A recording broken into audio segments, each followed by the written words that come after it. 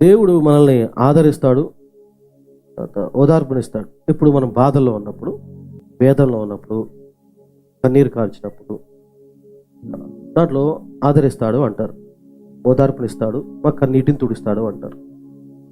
నేను ఇప్పుడు చెప్పబోయే మాట ఏంటంటే, దేవుడు అన్నిసార్లు ఆ పని చేయడు.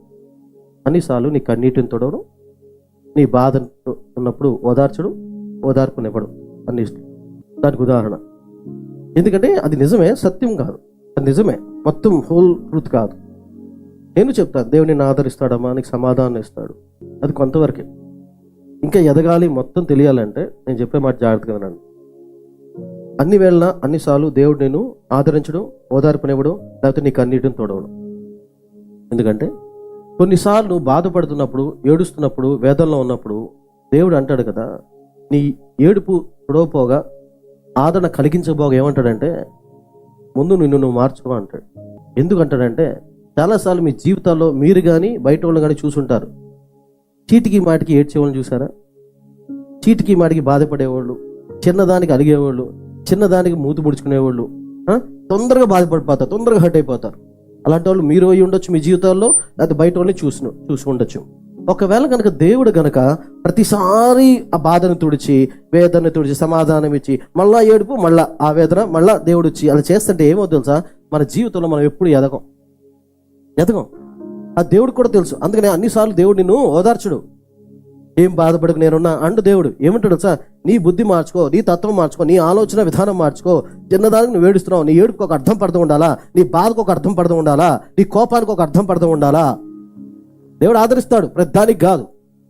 నువ్వు ప్రతిదానికి ఏడుస్తున్నావు, ప్రతిదానికి బాధ అంటే దేవుడు అంటాడు, ఎవరో అన్నారు నీ మాట, నువ్వు ఆలోచించుకో, నీ ఆలోచన విధానం మార్చుకో. అప్పుడు వాడు అన్నా సరే నువ్వేం పట్టించుకో, ఏం ఫీల్ అవ్వు. ఇది నా జీవితంలో జరిగింది. కొన్నిసార్లు అసలు నేను చాలాసార్లు అంటే నేను చూసింది అంటే వాక్యం విన్నాను బయట ఏంటంటే, దేవుడు ఆదరిస్తాడు, ఓదారుస్తాడు, ఇన్ని తర్వాత ఓకే అని కొన్నిసార్లు బాధ ఏడుస్తూ ఉంటా. అంటే దేవుడు ఆదరిస్తాడని నేను పట్టించుకోలే. దేవుడు అసలు పట్టించుకోలే. నాకు అనిపించింది ఏమైంది వాక్యం అని. తర్వాత నాకు అర్థమైందంటే, దేవుడు నా మీద పని చేస్తున్నాడు. ఏం పని చేస్తున్నాడంటే, కేడో నేను ఇప్పుడు తుడిచాను అనుకుని ఏడుపుని మళ్ళా ఏడుతావు. ఇది ఒకప్పుడు తుడిచాడు కదా, ఇప్పుడు తుడుతాడని. కానీ నిన్ను నువ్వు మార్చుకున్నావు అనుకో, నేను నిన్ను మార్చాను అనుకో, ప్రతిదానికి ఏడో వాడిని ఏమని అంటే తుడుచుకుని పోతాం. అవునా? అందుకు దేవుడు నీ బాధని ప్రతిసారి పట్టించుకోడు. దేవుడు నీ కన్నీటిని ప్రతిదీ పట్టించుకోడు. ప్రతి బాధ వేదనని పట్టించుకోడు.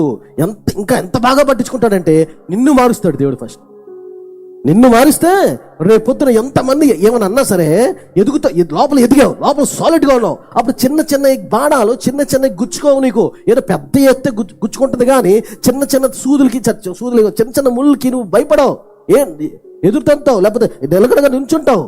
అలా దేవుడిని తయారు చేస్తాడు. అందుకు నేను అన్నాను కదా, ప్రతిసారి కూడా దేవుడు నీకు ఓదార్పునివ్వడు, ఆదరణివ్వడు. నీ మనసుని, నీ ఆలోచన విధాన్ని మారుస్తాడు. దానికి నువ్వు లోబడితేనే. లోబడకుండా దేవా నువ్వు ఆదరించి ఓదార్చు అంటే అన్నిసార్లు అది కుదరదు.